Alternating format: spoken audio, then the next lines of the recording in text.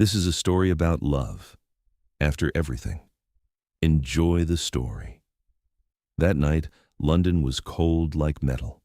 The wind moved along the Thames, slipping between the glass towers of Canary Wharf and tapping dry, hollow rhythms against the windows of the gilded Iris. Inside, everything glittered. Crystal, silver, perfectly tailored suits, men who controlled the flow of money across an entire continent.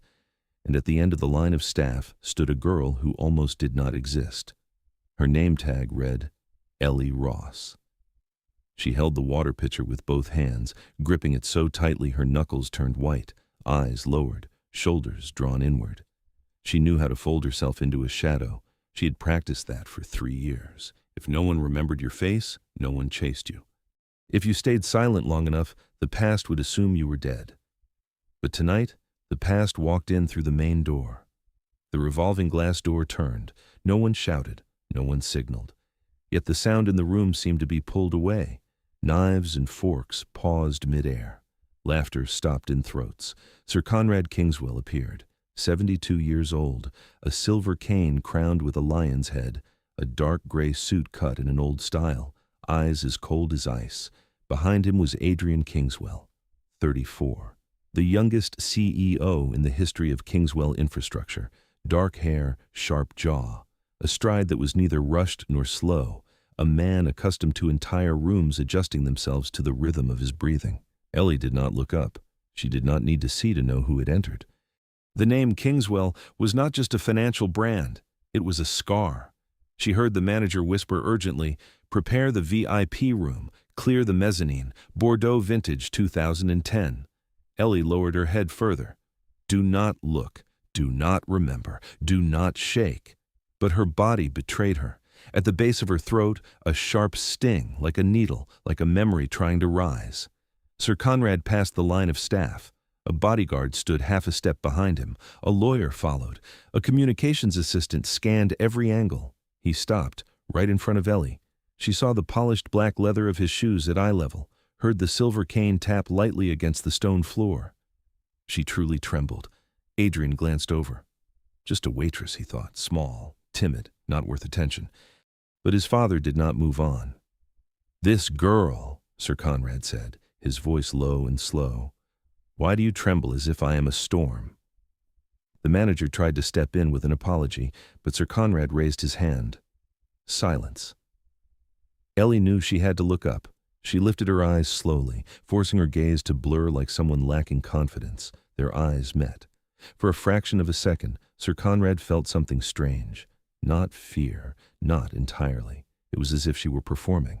Adrian realized his father was testing her. He always tested the staff. An old habit.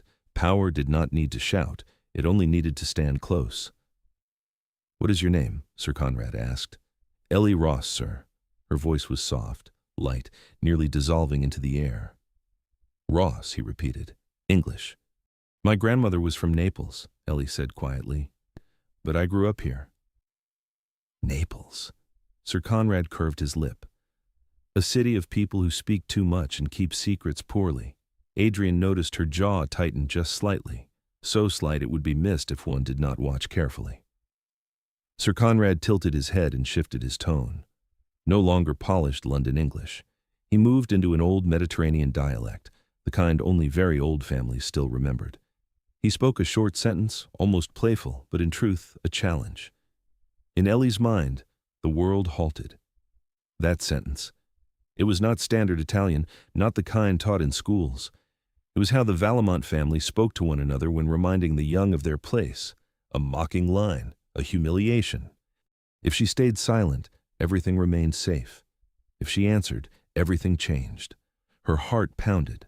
An image from 15 years ago flashed. A burning villa, black smoke, shattered glass.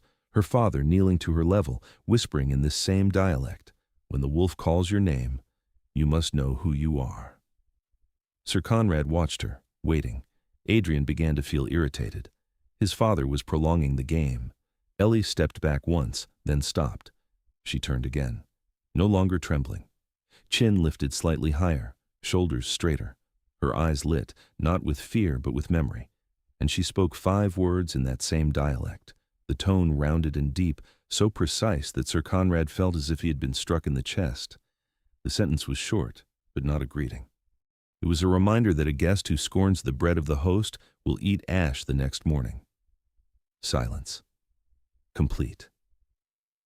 A wineglass slipped from a waiter's hand at a distant table and shattered on the floor. No one bent to pick it up. The bodyguards exchanged looks. The lawyer blinked. Adrian felt cold along his spine. Sir Conrad did not smile. His face paled almost imperceptibly. A man like him rarely showed emotion, but in those aged eyes there was something he could not conceal. Recognition. "Who taught you that sentence?" he asked, his voice so low only the two of them could hear. Ellie knew she had crossed a line. She felt the moment stretch endlessly. If he raised his voice, everything would explode. If she continued, a war 15 years buried would rise again. "May I bring the wine upstairs, sir?" She lowered her head once more, as if nothing had happened. Then she turned away. Not quickly, not in panic, just enough for Adrian to understand one thing. She was not invisible. And as Sir Conrad stood there, his hand tightening around the silver cane, he no longer saw a waitress. He saw the shadow of a name he had believed buried beneath ashes 15 years ago. Elena Valamont. At the far end of the room, Ellie slipped through the kitchen doors. Her heart pounded like thunder. She had stayed silent for 3 years. Just one sentence, and everything had changed. Up on the mezzanine, Sir Conrad turned to his son, his voice slightly hoarse. "Find her." Adrian did not ask why, but for the first time in his life, he was not sure he wanted to find her only to hand her over to his father. Outside, the wind off the Thames grew stronger. The war everyone believed dead had just opened its eyes. The mezzanine of the Gilded Iris was cleared in less than 5 minutes. No one asked why. No one dared. Sir Conrad Kingswell sat at the center position, his back straight, the silver cane resting across his knees. Golden light fell over his white hair, making him look like an ancient statue gilded in glow. Adrian sat to his father's right. A glass of wine stood untouched before him. He no longer heard the restaurant manager's elaborate introductions.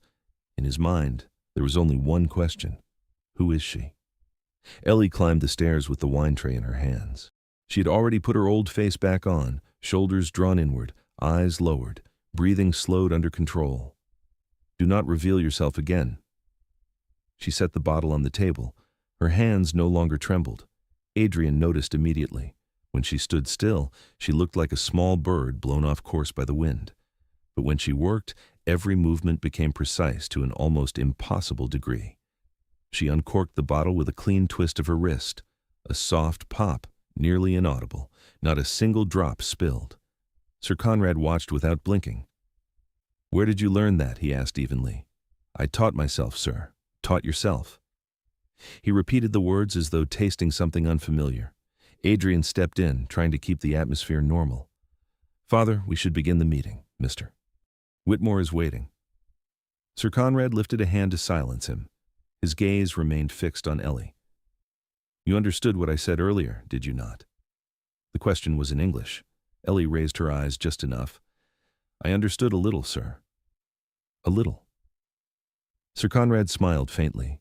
This time he shifted back into the old dialect again, but unlike before, his tone was heavier, rougher. He spoke a longer sentence, one laced with clearer contempt. No one at the table below understood. But Adrian saw the change. In a fraction of a second, Ellie's eyes no longer avoided. They sharpened like a blade drawn from its sheath.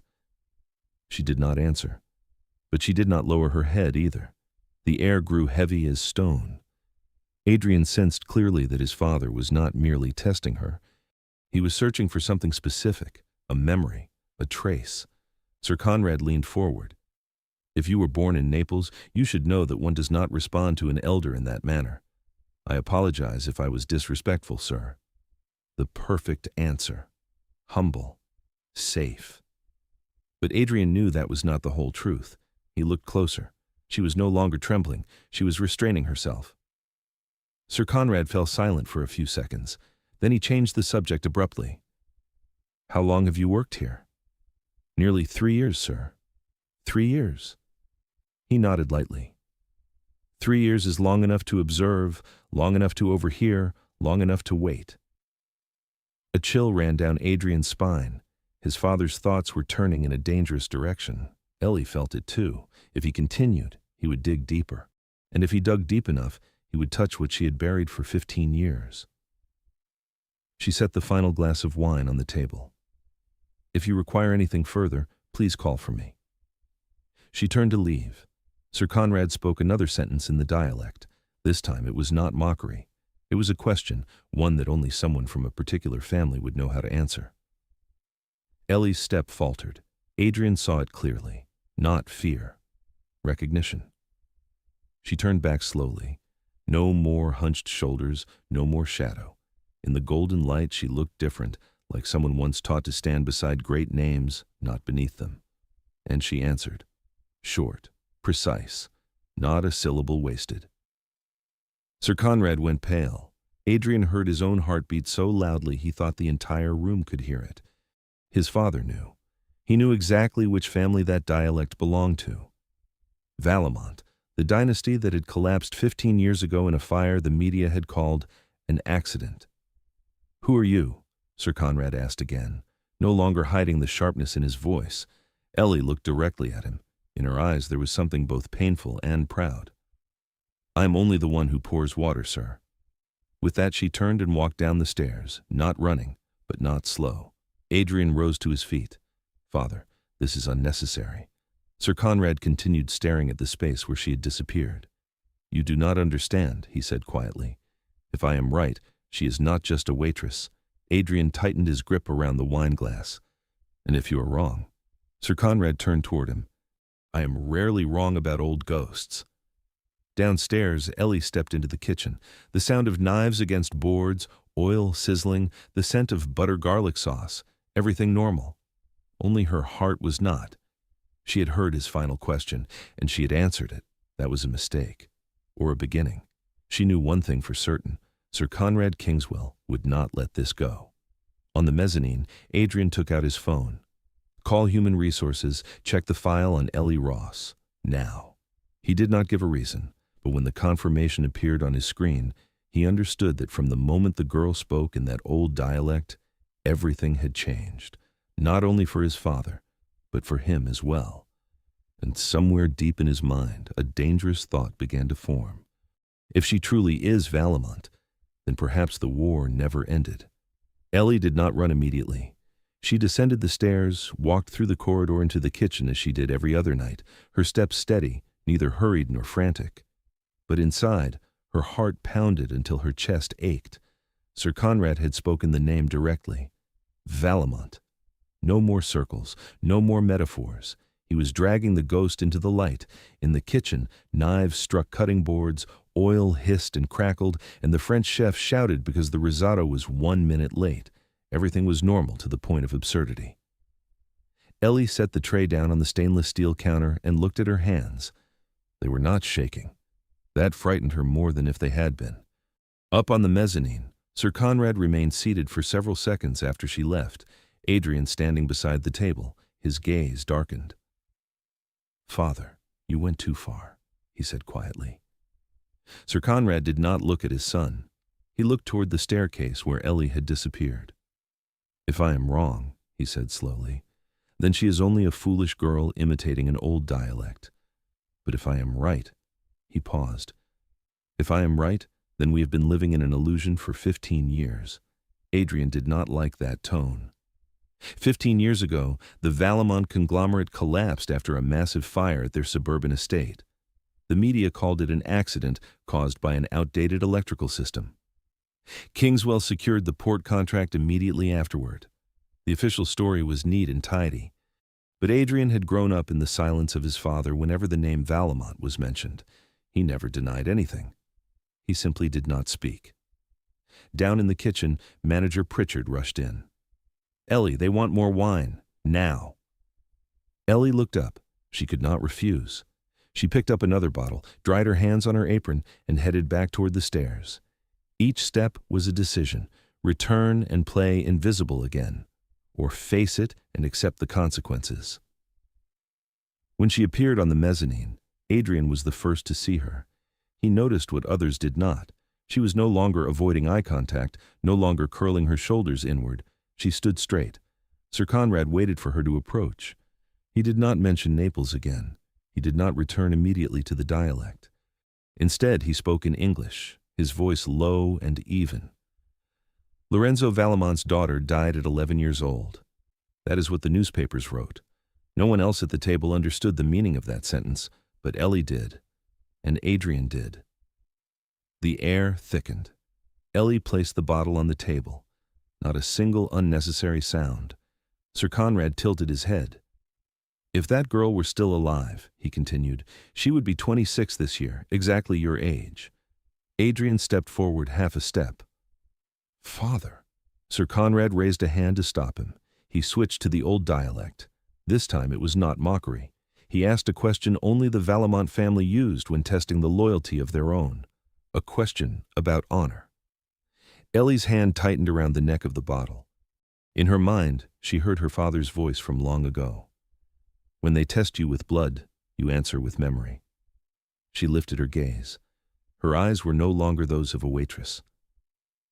You are asking the wrong person, she replied in the dialect, her voice low and steady. Sir Conrad inhaled slowly. He looked at her as though staring at someone returned from the dead. Who are you? He asked again, no longer concealing his intent. Ellie answered in English, I'm only the one who serves. But her eyes said something else. Adrian felt something strange. She did not look like someone seeking to provoke a war. She looked like someone who had been waiting. Sir Conrad leaned back in his chair. Valamont never taught their children to lie so poorly, he said quietly. The sentence was not loud, but it was sharp enough to slice through the air. Ellie understood. He had recognized her, not completely, but enough to begin searching. She set the bottle down. If there is nothing further, I will excuse myself. Sir Conrad did not stop her. He simply watched. Adrian turned to his father. What are you going to do? Sir Conrad answered at once. Find her. If she truly is Valamont, I want to know who raised her for 15 years, and if she is not, then I want to know why a waitress knows words that only 2 families ever used. Ellie descended the stairs for the last time. She did not run, but she knew her time here was over. She turned into the staff changing room, opened her small metal locker, and took out an old cloth bag. There was not much inside. Some cash, a cheap phone, a small folding knife. She removed the name tag Ellie Ross from her chest and looked at it for a few seconds before leaving it in the locker. On the mezzanine, Adrian received confirmation from Human Resources. Ellie Ross had no existence prior to 3 years ago, no verified schooling, no tax history, a constructed identity. Adrian looked at the empty staircase and touched his earpiece. Monitor all exits, but do not touch her. The guard's voice responded hesitantly. Sir Conrad's order is to bring her in. Adrian tightened his jaw. I will handle it myself. Sir Conrad stood by the glass, looking down at the street. He did not need an earpiece. He knew what his son was doing, and he knew it would lead to conflict. Valamont, he murmured. If that girl truly survived, then tonight is not the end. It is only the beginning. Down in the lobby, the back door opened softly. Ellie stepped out into the rain. She was no longer a shadow, and she knew very clearly that from the moment she answered in the old dialect, she had stepped out of hiding. The war from 15 years ago no longer lived only in memory. It was breathing, and it was looking for her. The emergency door shut behind Ellie with a cold, metallic click. Wind from the river struck her face, rain slashing sideways like thin lashes. She did not run immediately. She walked quickly but under control, turning left instead of right, cutting across the parking lot and looping through a dark delivery alley. 3 years of living as a shadow had taught her that running straight only made one easier to see. She needed to disappear, not flee in panic. Sir Conrad's voice still echoed in her ears when he spoke the name Valamont. He had not raised his voice. He did not need to. He only needed to believe he was right. Up on the mezzanine, Sir Conrad did not pursue her. He stood by the glass, looking down at the alley behind the restaurant. Adrian returned from the staircase. His coat was still wet from rain. "Father, you cannot handle this like a hostile takeover," he said in a low voice. Sir Conrad did not look at his son. "Do you think this is a transaction? Do you think I did not recognize that look in her eyes?" Adrian clenched his jaw. Maybe she's only protecting herself. Sir Conrad gave a humorless laugh. Valamont never only protects themselves. They wait for the moment. Then they strike. Ellie turned into a nearly closed underground station. She did not buy a ticket. She slipped through the gate as a group of commuters tapped their cards, stepping close behind them, unnoticed. A camera mounted high above swept slowly across the platform. She lowered her head and pulled her hood further down. Not back to East London. Not to the cheap rented room with thin walls and a stuck window. If Kingswell began digging into records, that address would be the first thing they found. She did not have much time. She needed to disappear before the name Ellie Ross was erased from the system and replaced with a name she did not want to hear again. Adrian sat inside his car, the door sealing out the sound of rain. He looked at the phone screen where the personnel file had just arrived. Ellie Ross, born 1997, no declared relatives, no tax history prior to 3 years ago. Clean to the point of suspicion. He exhaled slowly.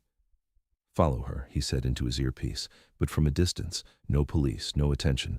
If she panics, she will truly disappear."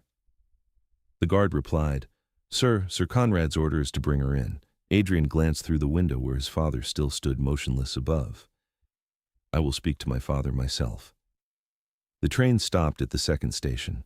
Ellie stepped off before the doors had fully closed. She walked 2 more blocks and turned into a 24-hour laundromat. Cold white fluorescent lights, the steady hum of spinning machines. She sat down on a plastic chair, placed her hands on her knees, and forced her breathing back to normal. She had exposed herself. Not completely, but enough for Sir Conrad to suspect. And when a man like him began to suspect, he would not stop at suspicion. She pulled the flip phone from her pocket. Only one person knew this number. The message came almost instantly. "They saw you. Leave your place. Do not return. Milo." She snapped the phone in half, removed the SIM card, and dropped each piece into separate trash bins. No trace, no looking back. High above in the glass office tower of Kingswell, Sir Conrad stepped into a private conference room and shut the door. "What do you think we should do, Father?" Adrian asked as he followed him in. "I want to know who raised her," Sir Conrad replied. "If she is Valamont, then someone has hidden her for 15 years, and that person is not a fool." Adrian studied his father for a long moment. "What if you are wrong? What if she is only a girl who happened to know a few old words?" Sir Conrad turned toward him, his eyes sharp as blades. "My son should never gamble on coincidence." Ellie rose from the plastic chair. "Go to water," her father had once said. "When the wolf hunts, do not return to the den. Go to water. Tilbury Docks, Milo." She stepped out of the laundromat, the rain still falling. She flagged down a cash taxi. "Tilbury," she said simply. The driver glanced at her in the rearview mirror, then nodded. The car pulled away, leaving central London glowing as if nothing were shifting beneath its surface. She leaned her head against the window, watching the towers recede behind her. She was no longer Ellie Ross, no longer the shadow who poured water at the gilded iris. She was Elena Valamont. And from the moment Sir Conrad spoke that name, she understood one thing clearly. The war had never ended. It had only been waiting for her to grow old enough to return. Behind her, Adrian's car maintained a careful distance through the rain. He did not turn on high beams. He did not reveal intent. He watched the taxi ahead turn toward the docks and felt a cold premonition travel down his spine. If she truly was Valamont, then tonight was not merely a pursuit. It was the beginning of something his father had tried to bury 15 years ago, and he was not certain which side he would stand on when that moment came. The road to Tilbury Docks was dark and nearly empty, only scattered lampposts reflecting against the slick surface of rain-soaked asphalt. Ellie sat in the back of the taxi, her hands folded together, her eyes fixed on the windshield ahead. She did not ask the driver anything else. She did not look at her phone.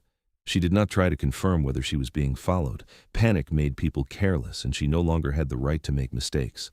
Sir Conrad had looked directly at her and spoken that name. Valamont.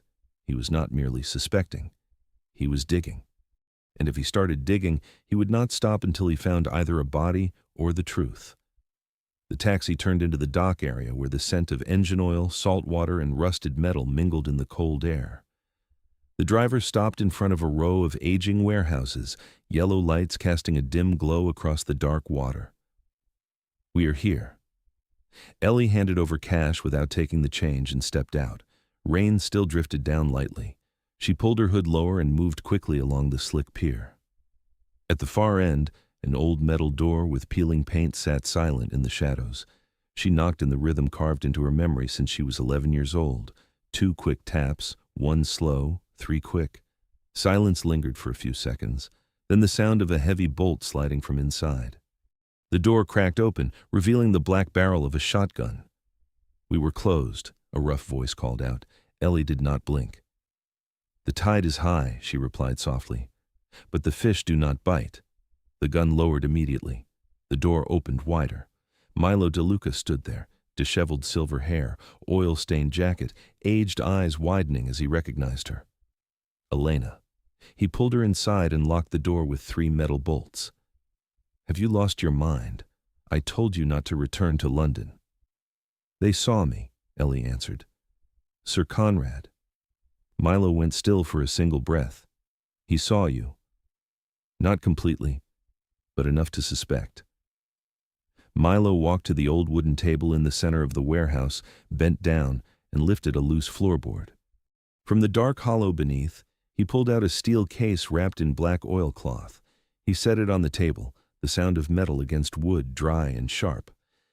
"I have kept this for 15 years, waiting until you are old enough to decide for yourself." Ellie placed her hand on the cold surface of the case. Its weight was not only metal, it was memory. It was on fire. It was blood and tears of a family that had once stood equal to Kingswell. "There are Swiss accounts inside," Milo said slowly.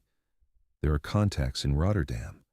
And there is the most important thing, the Crimson Ledger." The name alone seemed to thicken the air inside the warehouse. The red ledger was not simply paper and ink. It was proof of dirty money flows, covert contracts, agreements that tilted entire markets while no one dared to name them. Not just Kingswell, all of them. If it were exposed, it would not be a single conglomerate collapse. An entire ecosystem of power would tremble. "Opening it," Milo said, "means you can never go back to being a waitress." Ellie looked straight at him. "I stopped being a waitress the moment he spoke that name tonight." Her voice was so calm it surprised even her. Milo studied her for several long seconds. "You are like your father." Before Ellie could respond, a faint sound echoed above the warehouse roof. A shard of glass fell and shattered against the concrete floor. Milo cursed in Italian. Too fast. A blinding white light swept across the dark space. Milo shoved the case toward Ellie. To the pier. "You remember the way." Ellie nodded. A flash grenade rolled across the floor, bursting into a searing explosion of light. The blast shattered the air. Her ears rang.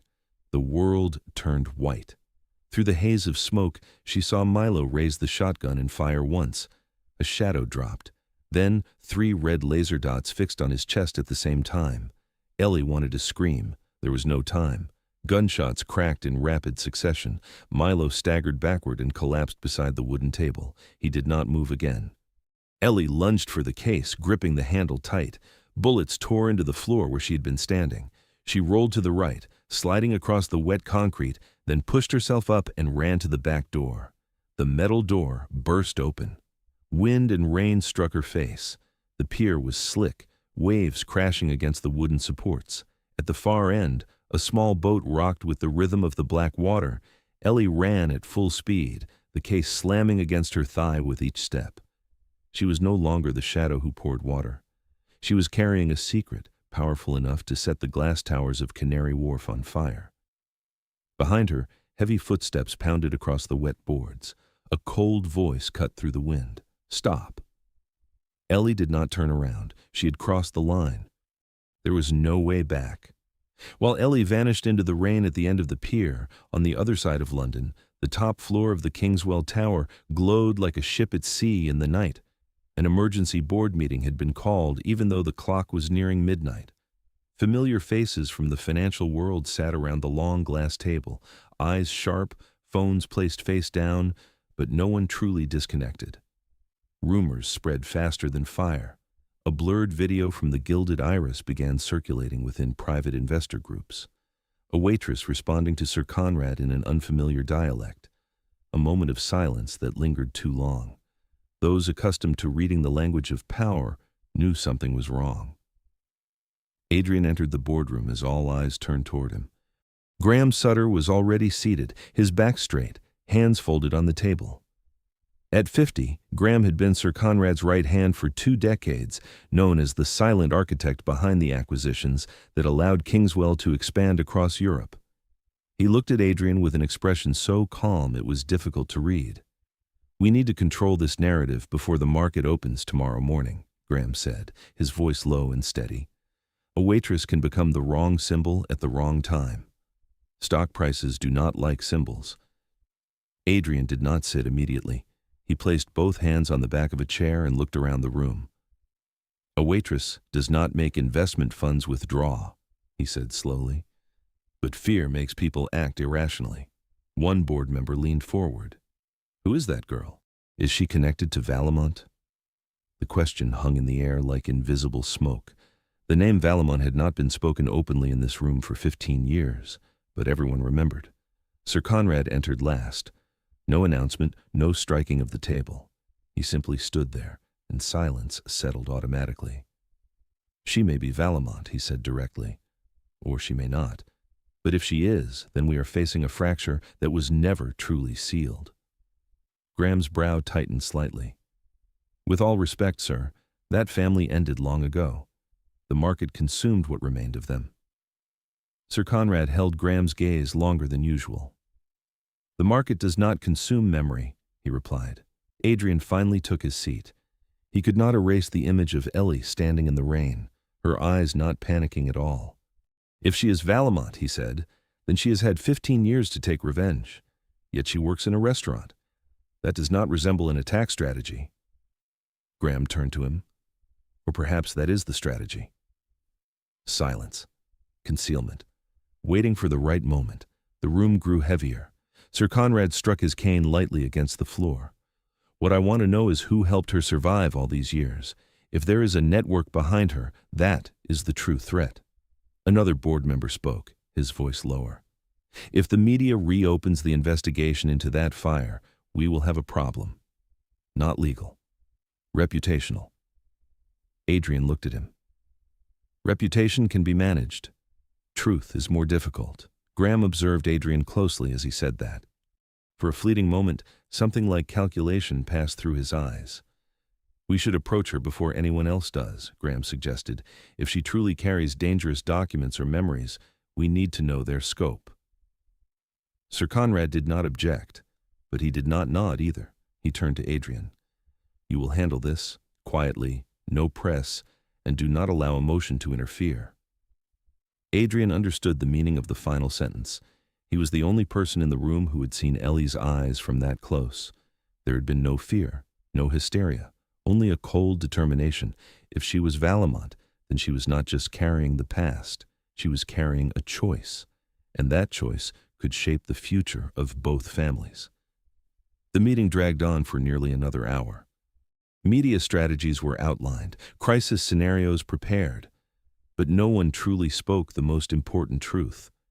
If Valemont was alive, then the story from 15 years ago might not be exactly as it had been presented. As the room gradually emptied, Graham remained by the window, looking down at the tiny stream of cars below. He took out his phone and sent a brief message. "Everything is in motion. Continue monitoring." Adrian stepped into the empty corridor and paused before the glass wall, looking toward the distant shimmer of the Thames under city lights. He knew his father believed Valemont meant threat, but he was not certain it was that simple. If someone wanted to reignite the war, That person would not aim only at one girl. They would aim at the empire itself. And in games of power, the one who lights the fire is rarely the first to appear on the battlefield.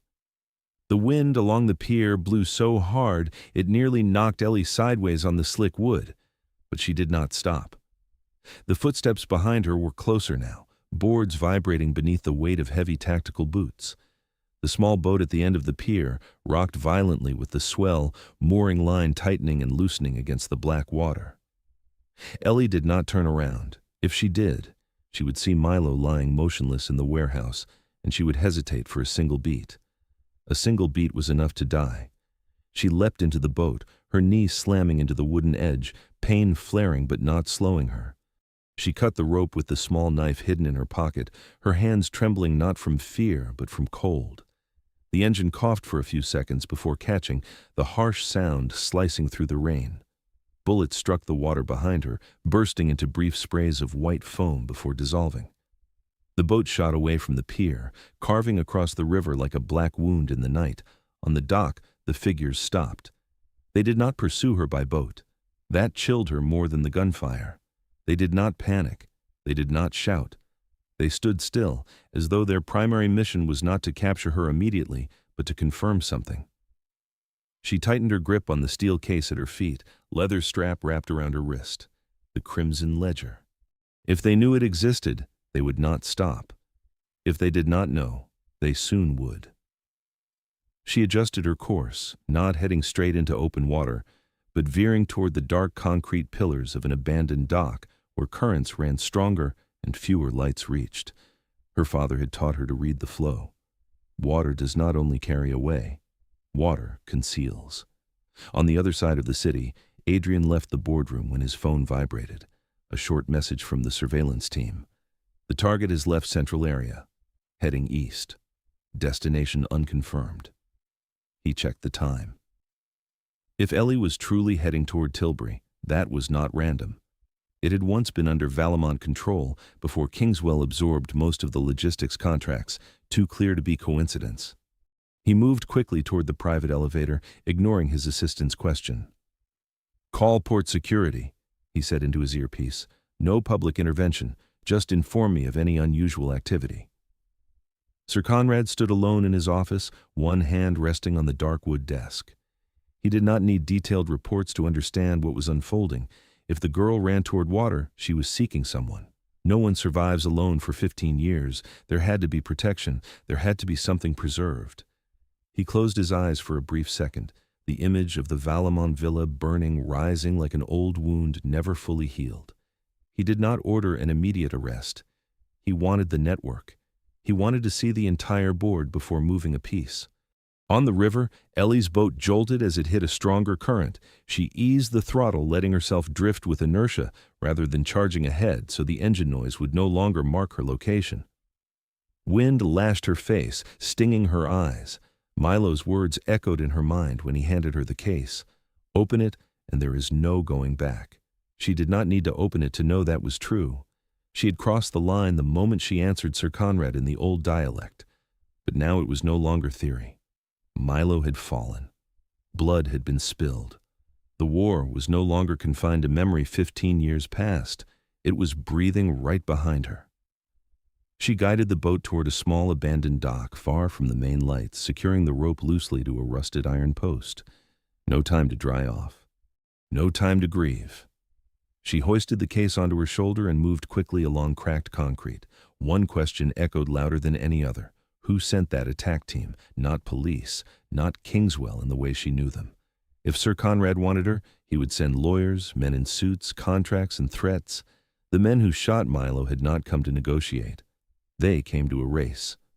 In another dark corner of the city, Graham Sutter stood before the window of his penthouse, looking down at the rain-soaked park below. He set his phone down after receiving confirmation.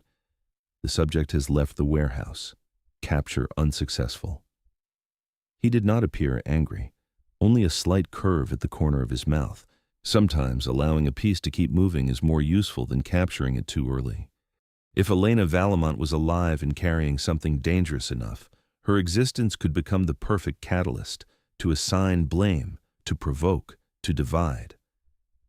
Ellie stopped beneath an old metal awning, her breathing gradually steadying. She looked down at the steel case, rainwater dripping across its cold surface. Inside was not just data. It was truth powerful enough to crack glass towers. She tightened her grip on the handle. She did not know what Adrian was doing at that moment. She did not know what Sir Conrad was preparing as his next move. But she knew one thing. If there was a third party behind tonight's attack, that party wanted the two families to collide in the dark. And if she was not clear-headed, she would become the spark instead of the one holding the match. Ellie did not remain long at the abandoned dock. She knew the men who attacked Milo's warehouse were not the kind to abandon a hunt because they lost sight of a target for a few minutes. They were professional, organized, and most importantly, they did not move like Kingswell operatives in the way she had observed for 3 years at the Gilded Iris.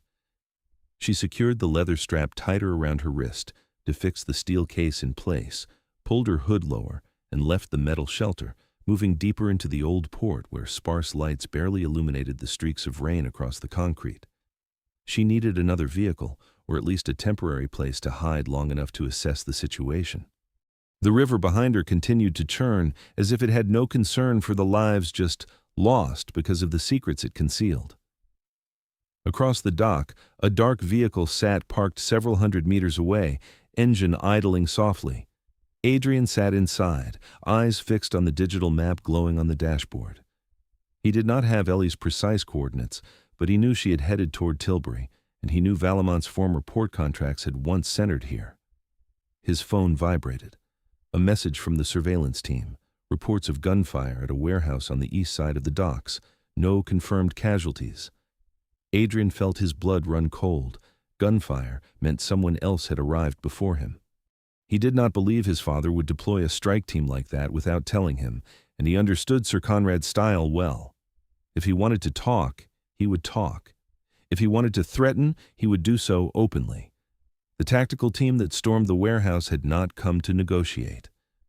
Ellie had moved a few hundred meters farther when she heard another engine behind her, not a boat but a truck braking sharply.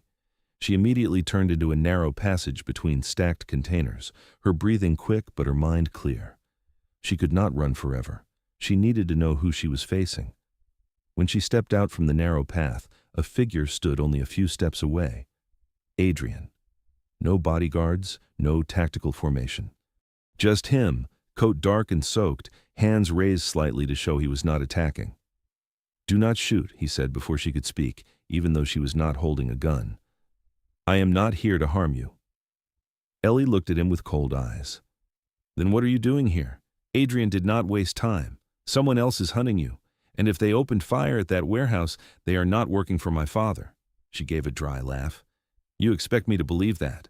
Adrian stepped closer, but maintained enough distance so she would not feel cornered. "If my father wanted you, he would not do it that way. He would use lawyers, contracts, and media pressure, not flash grenades."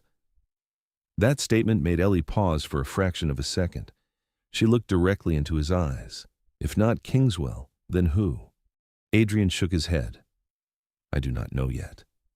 But I know this. If you are Valamont, your existence has value to more people than you realize. Value to protect or to erase." Footsteps echoed from the far end of the container row. There was no more time for debate. Ellie tightened her grip on the case. Adrian turned just as a red laser beam slid across the metal behind him. She muttered under her breath. They had followed them here. Adrian drew his weapon, but did not fire immediately. He pulled Ellie into a blind corner between two containers. Bullets slammed into metal, the impact ringing sharply. Tactical figures appeared at the entrance, moving in synchronized precision as if trained together countless times. Ellie scanned her surroundings quickly. No clear escape route. If they ran straight, they would be cut down in seconds. She reached into her coat pocket and found the flash grenade she had taken from the warehouse before Milo fell. She looked at Adrian. He understood without words. "When I said," she whispered.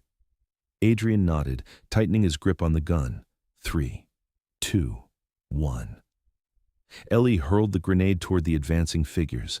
A burst of white light exploded, the shockwave rattling the air. Adrian did not hesitate. He grabbed Ellie and sprinted from cover, crossing the open space while the attackers were disoriented. Gunfire erupted, but lost its precision. They ran toward a metal staircase leading down into an old drainage tunnel from when the port had once thrived.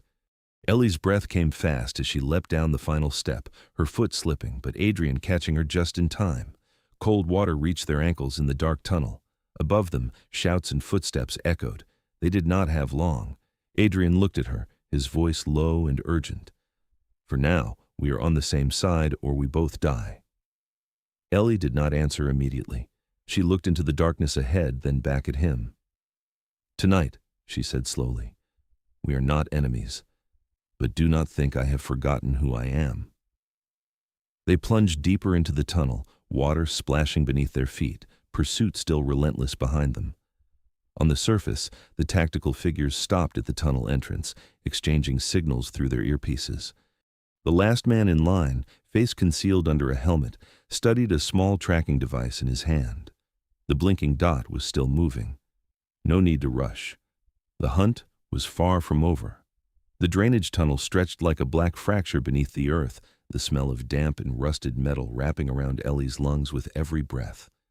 Cold water reached her ankles, each step creating a small splash that echoed again and again in the narrow space, sounding like the footsteps of more people than there really were. Adrian walked half a step behind her, his gun held low but ready. Above them, the sounds of boots and metal had faded, yet both of them knew the men would not abandon the hunt, simply because they had lost sight of their target for a few minutes. This was not a group of amateur bounty hunters. These were people paid to finish what they started. Ellie did not turn to look at Adrian when she spoke. "You should not have followed me. You are making yourself a target," Adrian answered immediately. "I became a target the moment they aimed at me at the old docks." She faltered for a fraction of a second, then kept moving. That was not an excuse. It was the truth. If the strike team did not belong to Kingswell, then whoever was behind them wanted both of them erased. She stared into the darkness ahead where the tunnel split into two branches. She chose the left path without hesitation. Adrian noticed it was not random. She knew this port. "Do you know where the exit is?" he asked. Ellie shook her head slightly. "Not exactly. But water always leads back to the river, and the river always has a way to the shore." He watched her for a few seconds and recognized that the calm in her voice was not an act. She had survived like this long before he even knew her name. He lowered his voice. "You really are Valamont." It was not a question. It was a statement. Ellie did not answer at once. In the darkness, she could lie, but it would be pointless. "I am the one who survived," she said at last, "and that is enough to make many people want me dead." Adrian drew in a slow breath. "If you survived, then the past 15 years were built on a massive lie." Ellie stopped again and turned to look at him. A lie to whom? To the press? To shareholders? Or to you? The question lingered between them. Adrian did not have a clear answer. He only knew he had never been told the full truth about the fire. He had grown up inside deliberate silence, inside the gaps that appeared whenever the name Valamont surfaced. They moved forward until they saw a faint strip of light ahead. An exit. Ellie climbed first, pushing the heavy manhole cover upward with both hands. The space beyond opened into an empty lot near an old industrial zone, distant streetlights flickering. She pulled herself up, then turned and extended her hand to Adrian. He grasped it and climbed out. For a brief second they stood very close, their breath mingling in the cold air. It was not intimacy. It was survival. Adrian looked at her directly. "We need to talk. Not here. But soon. You are carrying something, are you not?" Something that brought them to Milo's warehouse. Ellie tightened the leather strap around her wrist where the steel case remained secured. She did not answer directly. "Do you know what your father did to my family?" Adrian shook his head. "I know what was made public. Nothing more." She gave a thin smile. "Then you know nothing at all." The sound of an engine rose in the distance. Ellie turned her head. They had left the tunnel, but not the hunt. Adrian heard it too and made a quick decision. "I have a safe place. Not on any official record. Not tied to Kingswell on paper. You can trust me or keep running alone until they hit their mark." Ellie studied him for a long moment. Trusting a Kingswell was not instinct for her. But the strike team was no illusion, and she could not decode or use the Crimson Ledger while constantly being hunted. For now, she said, we are on the same side. Do not misunderstand. I have not forgotten who I am. Adrian nodded. Neither have I. They left the open lot through a side route, moving between abandoned buildings until Adrian's car came into view at the end of the dark road. He opened the passenger door for her. She did not thank him. She simply sat down, placing the case on her lap as if it were part of her body. As the car pulled away from the industrial zone, Ellie stared through the window, city lights reflecting across the glass in distorted streaks. She thought of Milo, of the warehouse, of the bullets that had severed past and present in a single instant. She was no longer a girl hiding in shadows. She was a target, and she was carrying something capable of burning glass towers. Adrian drove in silence for several minutes before speaking. If there is a third party behind this, they want our families to collide. Ellie did not disagree. Chaos favors those hungry for power. Adrian kept his eyes on the road. Then we find him before he finds us. Ellie did not reply, but inside, she knew he was right. This was no longer just a war between Valamont and Kingswell. Another hand was moving pieces in the dark, and if they were not careful, they would become fuel in someone else's game. Adrian's car left the old industrial zone and merged onto a highway where traffic had thinned. Ellie sat upright in the passenger seat, both hands resting on the steel case as though it were the only thing anchoring her between two worlds. City lights slid across the windows in long, warped streaks, mirroring the uncertainty of their situation. Adrian did not turn on music. He said nothing for the first few minutes. He focused on driving, but his mind remained fixed on the moment 3 red laser dots had locked onto his chest at the docks. That had not been an accident. It had been an order. You truly believe my father was not behind that, Adrian said as the car turned onto a narrower road away from the main lights. Ellie did not look at him. I believe he would want to end it himself if he intended to. Adrian nodded slightly. He understood the distinction. Sir Conrad could be ruthless, but he did not hide behind anonymous strike teams. What unsettled Adrian was the thought of someone powerful enough to hire such a force and knowledgeable enough to choose a moment when both of them were in the same place. The car stopped in front of a renovated old building in Shoreditch, its exterior no different from the surrounding art studios. Adrian cut the engine and looked at Ellie once more before opening the door. This place is not listed in any Kingswell record, he said. Only I know about it. She stepped out, scanning the area with guarded eyes. If this was a trap, she would not get a second chance. But her instincts told her Adrian was taking a risk no smaller than hers. Inside the loft, the air felt completely different from the world outside. The faint scent of oil paint and turpentine lingered in the wide open space with high ceilings and raw brick walls. Warm yellow light fell over large canvases hanging along the walls. Swirls of red and black folded into one another, blurred faces seeming to scream in silence. Ellie stopped in the middle of the room. You paint? She asked softly. Adrian shut the steel door behind them, locking the security bolt before turning back. Everyone needs something to keep from losing their mind, he replied. Ellie placed the steel case on the wooden floor, but did not remove the strap from her wrist. She studied a half-finished painting on the easel, the figure of a woman with sad, almost translucent eyes. Who is she? Ellie asked. Adrian followed her gaze. No one specific. Just a thought. Ellie did not respond, but something in her expression softened for a moment. She had not expected a Kingswell to carry anything that was fragile. Adrian retrieved a first aid kit from a cabinet near the kitchen. You slipped in the tunnel, he said as he knelt before her. Let me see. Ellie hesitated for a second, then sat on the edge of the sofa. She was not used to letting others touch her, but she was not foolish enough to ignore an injury in a situation like this. Adrian used small scissors to cut away the damp fabric stuck to her skin, his movements careful, almost at odds with the cold CEO image she had observed at the restaurant. It is not deep, he said, but it needs to stay clean. He disinfected and bandaged it, his hands steady. "Why are you helping me?" Ellie asked when he stood. Adrian met her eyes directly. "Because if someone wants us dead at the same time, then he is not on my side. And if you truly are Valamont, I need the truth before anyone else decides it for me." Ellie gave a faint laugh that was not quite amusement. "The truth is not what you want to hear," she said.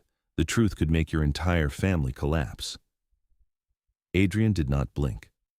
"Perhaps some things are meant to collapse." The words lingered between them. Ellie felt a subtle but undeniable shift. No longer prey and hunter. Not entirely allies either, but two people driven into the same corner by an unseen hand. She looked down at the case. "Do you know what I'm carrying?" Adrian shook his head. "Not precisely, but important enough for someone to kill you over it." Ellie lowered her gaze to the leather strap at her wrist. When her hand brushed the metal near the handle, she paused. Warm. Not from the room's temperature. Something else, faint but wrong. She flipped the case over, her eyes scanning every edge. Adrian stepped closer. She found it near the hinge, a tiny red light blinking so faintly it was almost invisible. Adrian cursed under his breath. A tracking device. "How long?" he asked. Ellie did not answer immediately. She calculated backward in her mind from Milo's warehouse to this place. If it had been attached before she left, then they had known her exact route. Adrian checked his watch. If they are following the signal, they will not come alone, and they will not knock. The sudden crash of breaking glass exploded from above. Shards rained down onto the floor like crystal rain. Ellie and Adrian moved at the same time, diving behind the large wooden table as smoke began pouring into the loft from the shattered skylight. History was repeated in a different form. Not a burning villa, but another space was invaded because of a secret not yet revealed. Adrian gripped his gun, eyes fixed on the door. Ellie tightened her hold on the case. The night was not over, and the unseen hand had followed them here. Smoke spread quickly through the loft, the sharp chemical scent burning their lungs and stinging their eyes. Adrian pulled Ellie lower behind the heavy table, one hand still aiming toward the main entrance. The ventilation system on the ceiling began pulling some of the smoke away, but not fast enough to clear the chaos. Heavy boots pounded against the metal fire escape with a steady rhythm, not panic, but organized entry. This was not a spontaneous break-in. It was a staged operation. The steel door of the loft burst inward with a short explosive crack, and tactical figures flooded in, guns raised at chest level, moving with cold precision. Adrian fired 2 warning shots to create distance, not to kill, but to slow them down. Ellie pressed her back against the table, her head spinning yet focused. They had not come to capture, they had come to finish. Then she saw the man entering last as the smoke thinned, not fully in tactical gear. Just wear a respiratory mask, a dark suit beneath a protective vest, Graham Sutter, the COO of Kingswell. The man who always stood at Sir Conrad's right during major meetings, the man who spoke about long-term strategy and risk management as if he embodied stability itself. Adrian recognized him at the same moment Ellie did. He almost did not believe his eyes. Graham removed the mask, a thin smile settling on his composed face. "Adrian," he said, his voice not loud but clear in the smoke-filled space. "You are making this far more complicated than necessary." Ellie felt the blood drain from her body, not Kingswell directly, but a part of Kingswell, a part high enough to command a unit like this. Graham raised his hand in a signal to the men behind him. 2 figures dragged another body into the center of the room. Sir Conrad.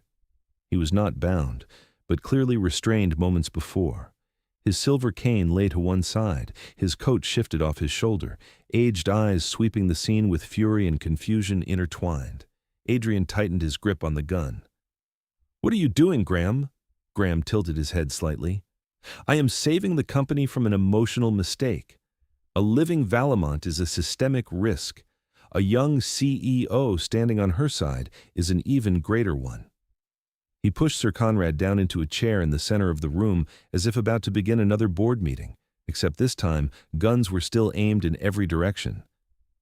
Sir Conrad looked at his son, then at Ellie. He did not speak at once. His gaze was as sharp as ever, but now there was something else beneath it, as if he had just realized something that had never been part of his plan. Graham stepped forward.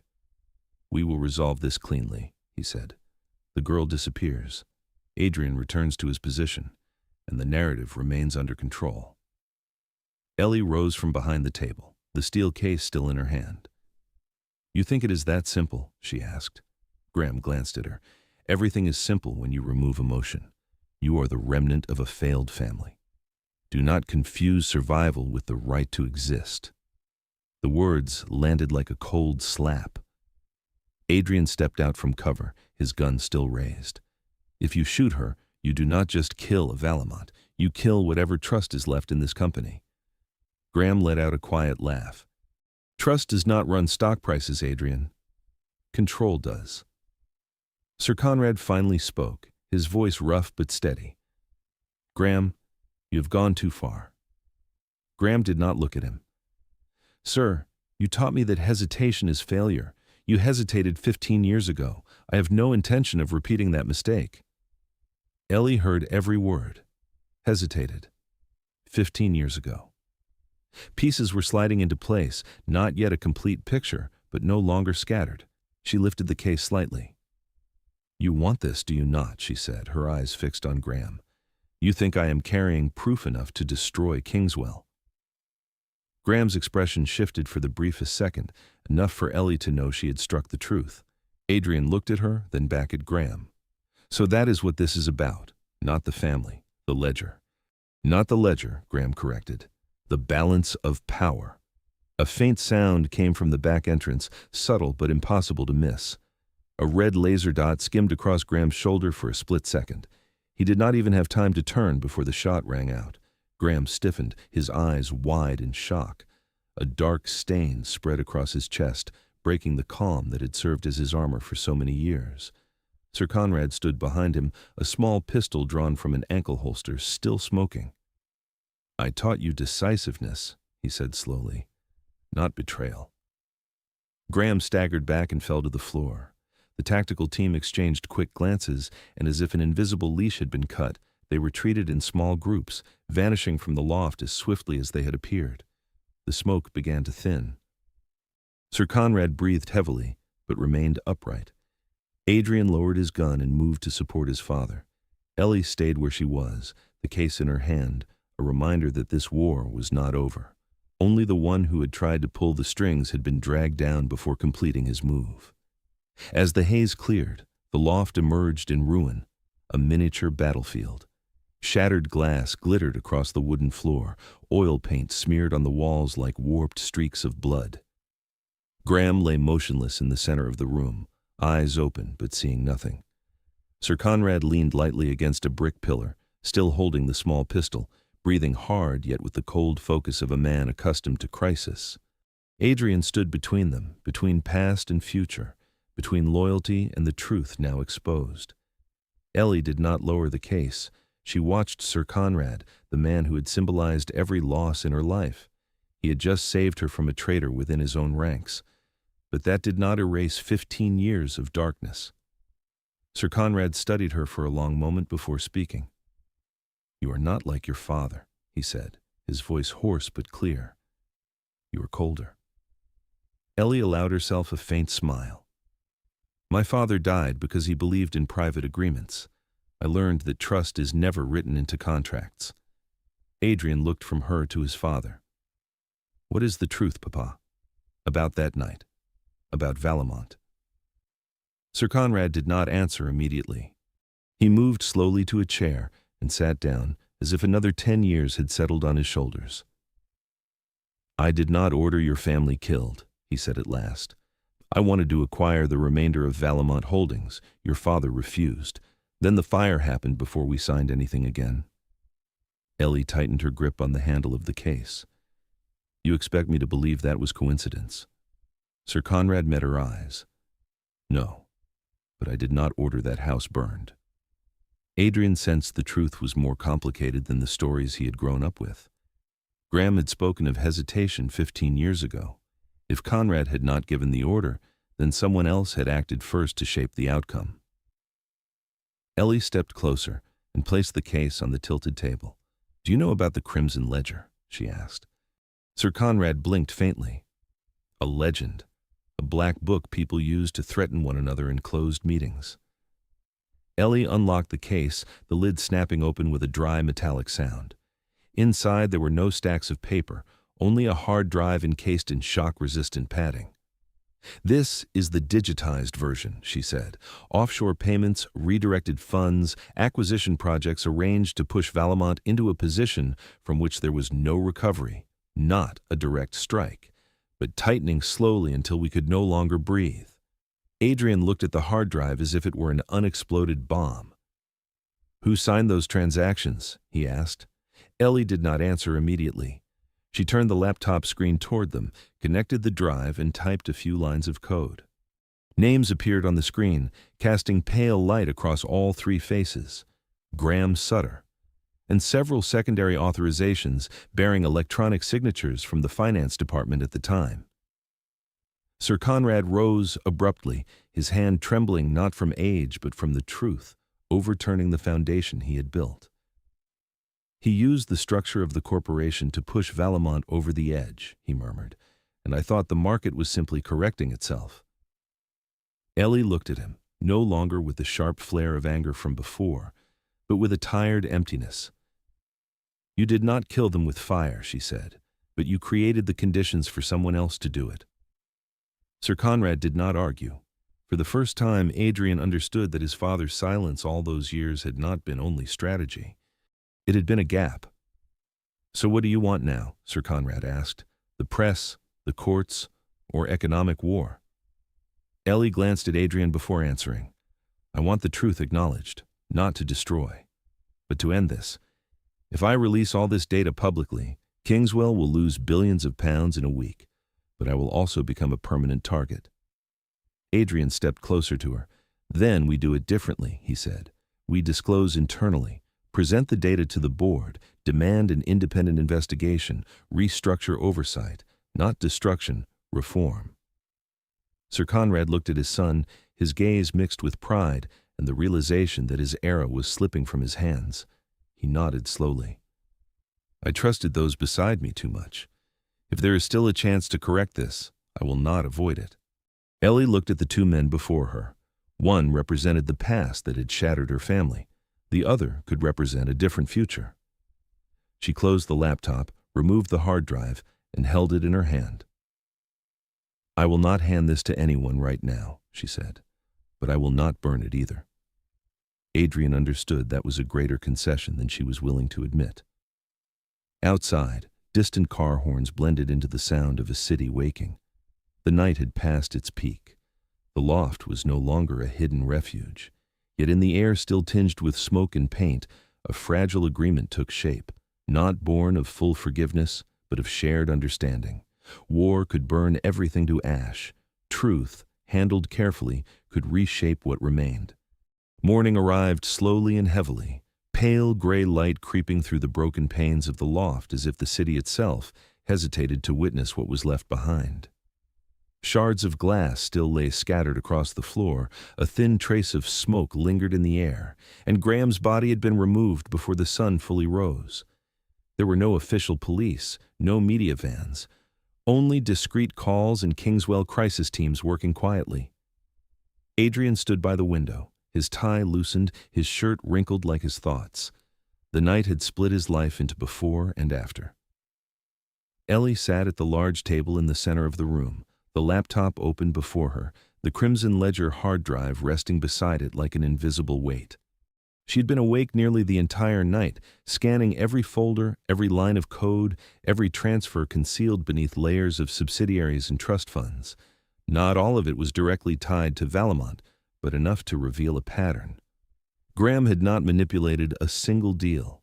He had built a network designed to corner competitors and profit from their collapse, and Kingswell, though not the entirety of the system, had become a tool. Sir Conrad sat in an armchair near the door, looking visibly older after a sleepless night and betrayal.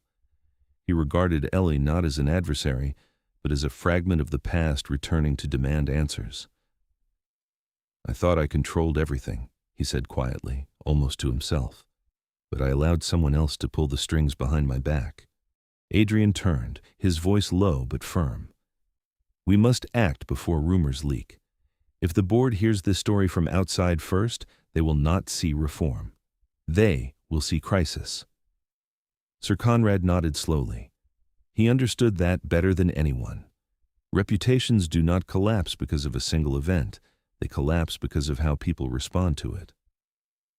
Ellie closed the laptop, her eyes tired but clear. I do not want war, she said, but I will not accept everything being buried again. Adrian stepped closer. Then we do not bury it. We reveal it in a controlled way. An independent investigation, an official statement from the executive board acknowledging systemic failures and committing to restructuring. She looked at him, weighing the cost. Do you understand this could send Kingswell stock into free fall? Adrian did not flinch. I do. But if we do nothing, someone else will do it in a far more brutal way. Sir Conrad rose and moved slowly toward the two younger figures. I will convene the board this afternoon, he said, not to find someone to blame, but to change the control structure. If I no longer have the strength to hold this position, I will step down before I'm dragged out of it. Adrian looked at his father with a mixture of respect and sorrow. The man had just admitted what he had never spoken aloud before. His era was coming to an end. Ellie looked at father and son, a strange feeling rising in her chest. She had prepared for years for a moment of confrontation, for revenge. But this was not the scene she had imagined. There was no fire, no explosions, only difficult decisions and bare truth. She drew in a slow breath. I will attend that meeting, she said, not as a Valamont reclaiming a throne, but as a minority shareholder my family still holds through the old trust. Adrian allowed himself the faintest smile. He had known she would not choose to stand on the sidelines. That afternoon, the boardroom at the top of the Kingswell Tower filled with familiar faces from London's financial world. Skeptical eyes followed the brief whispers that rippled through the room as Adrian entered with Ellie. No more waitress uniform, no more dark-dyed hair. She appeared in a simple yet elegant dress, walking with her back straight like someone who had never bowed. Sir Conrad followed behind them, his silver cane tapping lightly against the floor with each step. Adrian opened the meeting without preamble. Graham Sutter abused his authority to manipulate transactions and conceal information from the executive board, he said, his voice clear in the glass-walled room. We have uncovered this and will cooperate fully with authorities in a comprehensive investigation. A murmur spread across the table. One board member rose to ask about the impact on stock value. Sir Conrad answered in place of his son. There will be impact, but concealment is far more dangerous. Ellie placed a summarized dossier before each person, not the entire Crimson Ledger, only enough to establish authenticity and severity. This was not the action of a single individual, she said. It was a flaw in internal control systems. If we do not repair it, there will be another Graham. The room grew quieter. No longer a family feud, a governance issue. The meeting lasted for hours. When it ended, the board voted to establish an independent investigative committee and accepted the proposal to temporarily transfer daily executive authority to Adrian under strict oversight. Sir Conrad announced he would step down after the transition period. The decision was recorded in official minutes, not whispered in corridors. When Ellie stepped out of the building at sunset, the last light reflected off the glass like fragments of broken gold. Adrian walked beside her, not too close, but close enough for others to see they stood on the same side. This is not over, he said quietly. Ellie looked up at the sky's shifting colors. No, she replied, but at least we chose a different path than the generation before us. And for the first time in many years, she felt the past was no longer a chain dragging her back, but a lesson guiding her forward. 3 months later, London moved into autumn under a higher, clearer sky, as if the city itself had passed through a silent storm. The Kingswell Tower still stood, its glass reflecting the afternoon light as always, but inside, the structure of power had changed. The board publicly released the results of the independent investigation, confirming Graham Sutter's misconduct and the chain of governance failures that had been concealed beneath layers of profit growth. The stock fell sharply in the first weeks. The media dissected every detail without mercy, yet the unexpected transparency from the new executive leadership gradually stabilized the market. Not because people forgot, but because they saw the effort to correct. Sir Conrad left his executive role during a brief press conference without flourish. He did not justify himself, did not shift blame. He acknowledged that long-held power can create blind spots invisible to those within. He exited the building in silence, his silver cane tapping lightly against marble floors, no longer a signal of command, but the closing of a long chapter. Adrian formally assumed the role of CEO, not as a default heir, but as someone who chose to step into the storm rather than remain outside it. Ellie did not appear on every newspaper cover. She did not see camera flashes. Yet in boardrooms, in discussions about restructuring oversight, about investment funds for small and medium enterprises once forced out of the market, she was present. Not as a tamed enemy, but as a shareholder and independent advisor representing a perspective long ignored. She kept the crimson ledger, not allowing it to become a public weapon, but not allowing it to vanish either. It remained a reminder that truth holds greater power than revenge when used the right way. One evening, at the Gilded Iris, where everything had once begun, warm, golden light fell across tables draped in white linen. The reopening event after the restructuring drew figures from finance and media alike. Adrian stood at the central table, no longer carrying the tension of that fateful night in the rain. Beside him, Ellie appeared in a simple yet refined red dress, her hair falling naturally, her eyes no longer avoiding anyone's gaze. As she walked past the guests' tables, no one looked at her as an invisible waitress anymore. They looked at her as someone who had changed the game in a different way. Sir Conrad was there as well, seated near the small stage where soft jazz drifted through the air. He watched Ellie as she approached, without the sharp suspicion he once held. "How is the bread tonight?" he asked, his voice rough but touched with humor.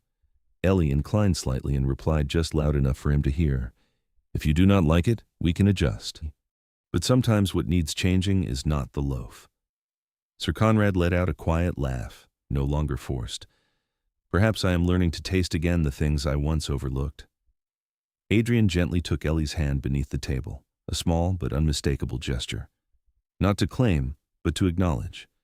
They could not erase the past. Her family would not return. The years he grew up hearing only half the truth could not be rewritten. But they had chosen not to let those mistakes continue to dictate the future. In a world of billion-pound deals and decisions that could shake markets, the hardest choice was not always to win, but to stop at the right moment. As the evening ended, Ellie stood alone on the balcony overlooking the city. The autumn wind carried the scent of the river, and distant lights shimmered across the water. She remembered the girl whose hands trembled while pouring water, who tried to turn herself into a shadow just to survive. She was no longer that shadow, but she had not become someone who burned everything down to prove she existed either. She chose to stand on the fragile line between justice and compassion. Adrian stepped out beside her. "If you could choose again," he asked softly, "would you still save me that night?" Ellie thought for a few seconds. "I did not save you," she said. "I saved my choice." He smiled. "And so did I." The city below continued moving, unaware or indifferent to the silent wars fought above it. But for them, that night had shifted the course of two families and their own lives, not through guns or fire, but through truth placed on the table and accepted. And what about you? If you were in Ellie's position, would you reveal everything for revenge or hold back a part to build something new? Share where you are watching from and share your thoughts. Do not forget to leave a comment and tell us how you would rate this story. Press like if you believe truth can heal, and subscribe to our channel so you do not miss the next stories about love and the choices we make after everything.